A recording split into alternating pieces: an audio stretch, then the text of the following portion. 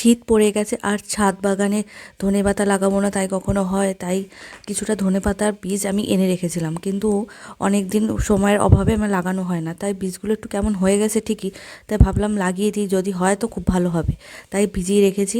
এটা আমি 3 দিন ভিজিয়ে রেখেছি, তারপরে 3 দিনের পর আমি বিকালবেলা এটা লাগাচ্ছি।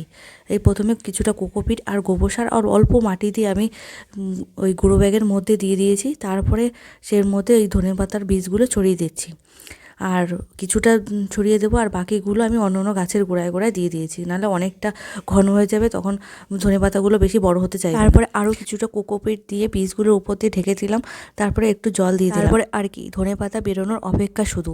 তারপরে ধনেপাতা বেরোলে তোমাদের সেই ভিডিওটা অবশ্যই শেয়ার করব। আর আমি ধনেগুলো কিন্তু একটু ভেঙে দিইনি, গোটা গোটা ধনেই 3 দিন ভিজিয়ে তারপরে ছড়িয়ে দিয়েছি। এবার দেখা যাক ধনেপাতাগুলো বেরোয়। আজ তবে এইটুকু, দেখা হবে নেক্সট কোনো ভিডিওতে। টাটা।